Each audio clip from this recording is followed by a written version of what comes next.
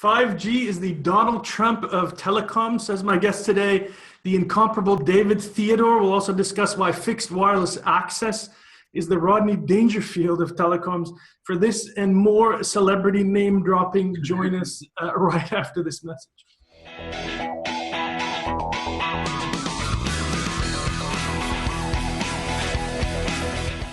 All right, everybody, welcome back and welcome to another episode of Wi-Fi Now TV. Of course, my name is Claus Hetting, and this is the show that brings you all the stories and especially all the great people from across the Wi-Fi industry. On this show, we're going to expand a little bit because we're going to speak to one of the finest fixed wireless analysts in the business, a veteran of fixed wireless, and his name is David Theodore, and we'll introduce him in just a moment. Now, we're going to talk about, by the way, 5G and a lot of other stuff that David and I have been discussing for a long time now. But actually, first, what I want to do is make sure that you know that we're taking Wi-Fi Now, the expo and conference, to London, UK this October 25th to 27th.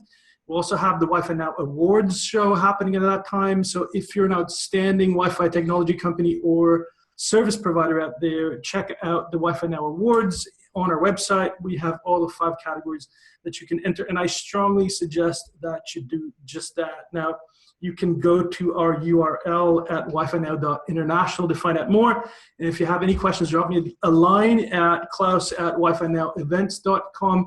Always very, very happy to hear from you viewers out there.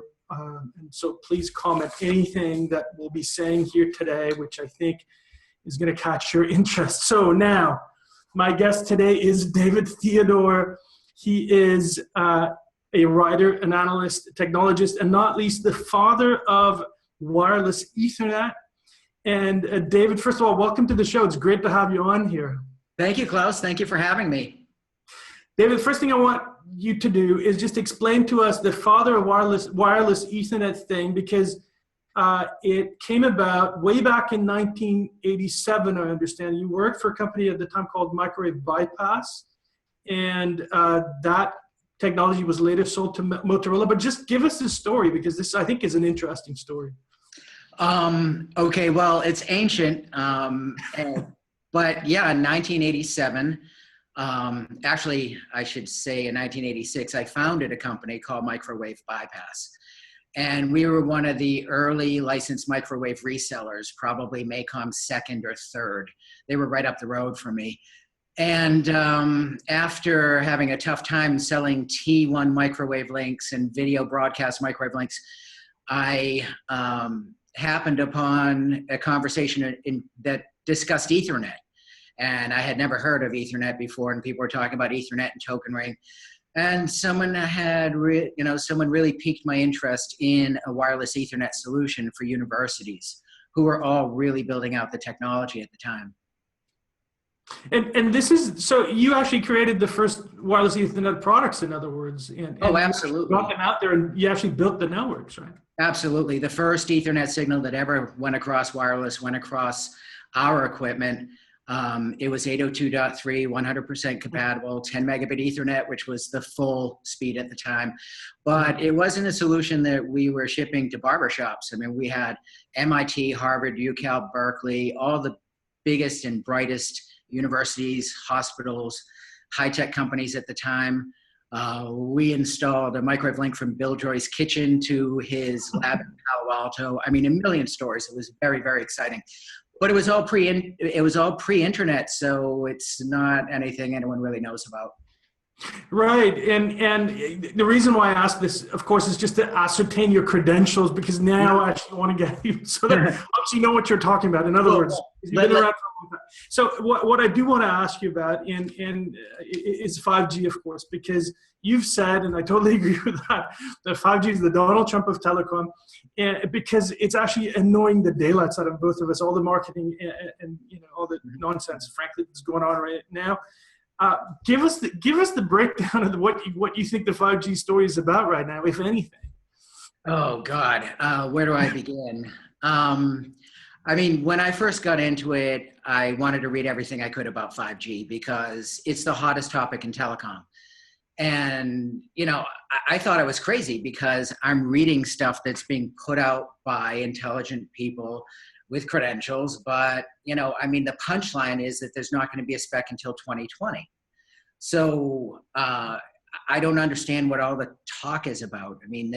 Everybody's jumping the gun. It's all marketing hype. In other words, how can they say it's going to be huge and it's going to be great, right? Without there even being a definition. I even read by a renowned analyst, actually, that it typically takes 5 to 7 years to even standardize something, and another number of years before that reaches peak maturity and all of that. And of course, that's an eternity as far as tech is concerned. Would you agree with that?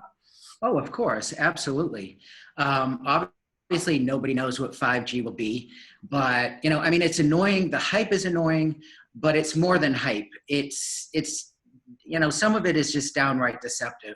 When big companies are putting out press releases saying that they're rolling out 5G in 2017, and it's I don't get it. Anyway. No, I'm with you. And the other thing I wanted to ask you, as I suppose is a rhetorical question in some ways, who's actually going to pay for this? Because what we're seeing everywhere is that, the amount of money people are willing to pay on a mobile data package or any mobile service is reducing, right? That's on its way down. So what is the thing that people will want to pay more for that presumably, and people meaning consumers, would pay more for in order to finance the whole 5G thing?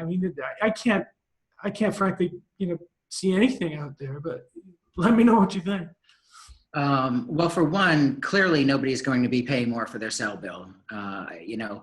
You can give them 5G tomorrow and say, do you want to pay $25 more a month or $15 more a month? And there'd be an upheaval. No one wants to pay more for data these days. So where they're going to get the money from, I have a theory. But I want to say, I wish 5G well. I have, you want to know what my dog is in the fight? I'm a writer, so I want to write about things that are real. And if you gave me $1 million contract and said, write about 5G, it would be the worst job in the world. I would have the same 4 paragraphs and I would just keep rearranging them and I would use the same buzzwords and phrases. There's no there. And so, but meanwhile, it's not like the rest of the industry is dead. There's so much going on with fixed wireless access. Right. So that's my problem with 5G. If it has a story to tell, let it go out, do something, come back and give us the news. Yeah, well, you're spot on, my friend, in that this is the same reason why it has been bothering me for a long time. But I'm happy we're raising these points because somebody's got to say these things, right? So we're going to do it right here, and we'll carry on. All right.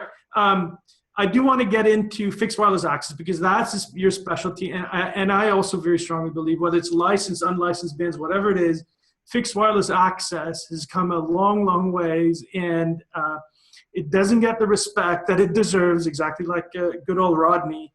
Mm-hmm. But there's a lot of things happening. And you mentioned, actually, when we had talked before, that when you worked on fixed wireless access, we're talking about, what, $20, $30 or $1,000 for a link or maybe more. And now you can get incredibly high-performing equipment from some of these great vendors out there for $700. I mean, what's this going to do to the industry? Well, I think it's just going to help. The fiber to the door has been all the rage up until not too long ago. That was everybody's solution for how we were going to bring high-speed bandwidth to the consumer. And nobody was thinking wireless. And, in many ways, wireless gets no respect. But now with the price and performance point hitting the sweet spot, just not too long ago in the past year, now for the first time, this is a viable solution for the home. And I think that it's exciting news. It's huge. I mean, there are companies out there like WebPass, Sail Internet. They've got tens of thousands of home subscribers. They're kicking cable TV out of suburbia, giving mm-hmm. people a choice and giving people a lot more for the money. So I think it's really exciting. And this is simply a product of the technology maturing and the price performance ratio really coming down a lot, don't you think? Oh, absolutely. Absolutely. But you know what? I never advocate for any one solution. And, you know, I write something and then fiber people come out and they get all upset. Fiber and wireless are complementary solutions. They can't exist without each other. Right, absolutely. So what do you think of, for example, Facebook? I know that they're working on the Teragraph, which is a gigahertz, 60 gigahertz band, city mesh type solution. And obviously also Google acquired the WebPass company and is now looking like they're going more in the direction of what you just talked about. So wireless to the home as opposed to fiber to the home. How do you look at the opportunity there and how things like that might evolve?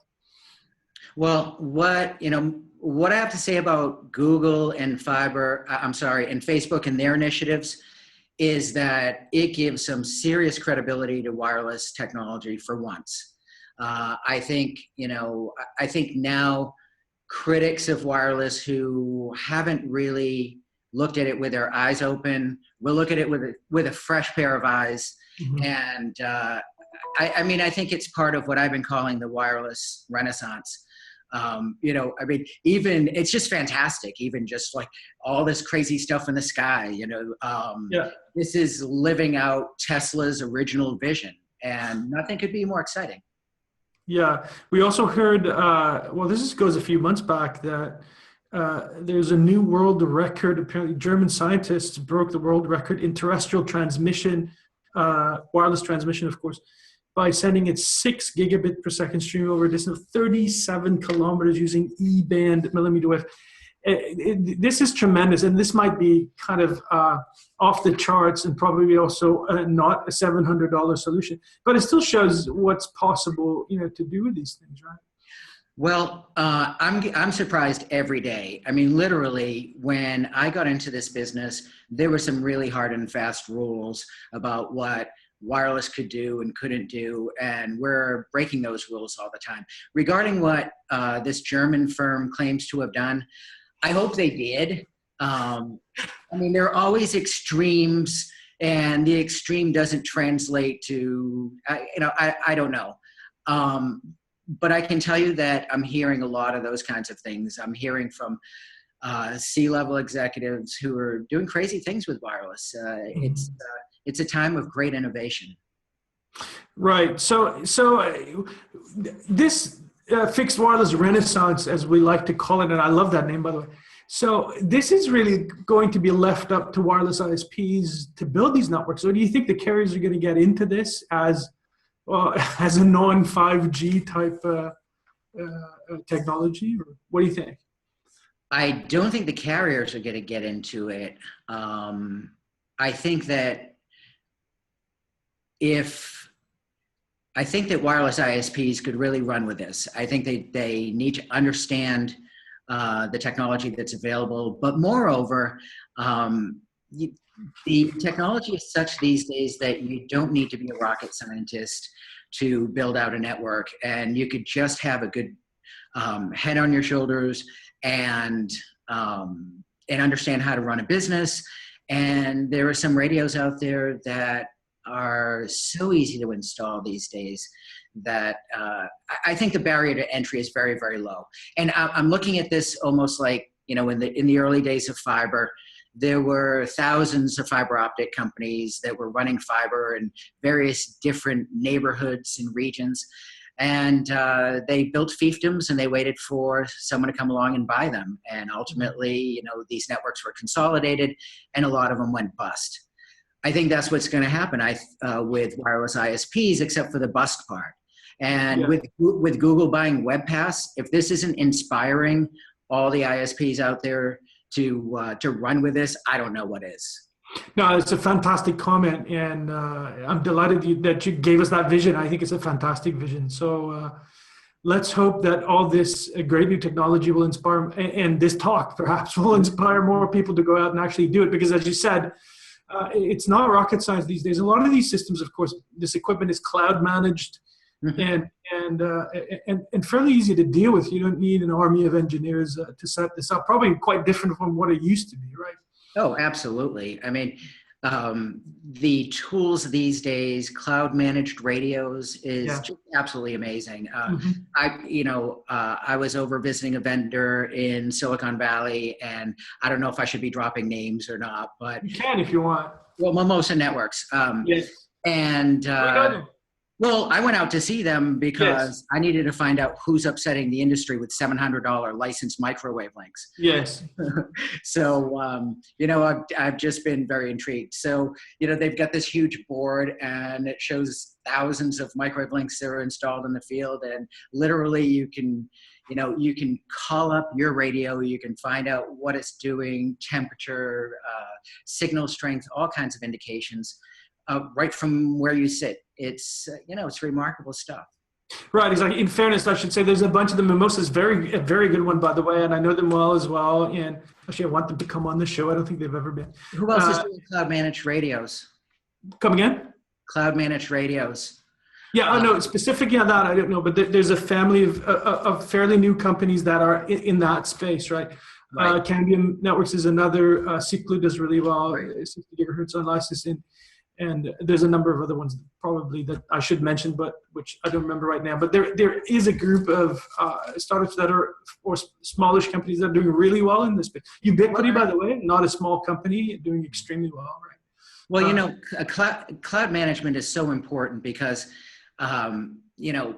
so much of maintaining wireless networks is about knowing where the problem is, and having cloud managed radios can cut down false alarms by who knows what, 90+% and save a lot of money on operating expenses. Instead of putting people in vans and running them out every time something looks like maybe it's a problem, you've got all this intelligence at your fingertips and you can make a determination before you set out.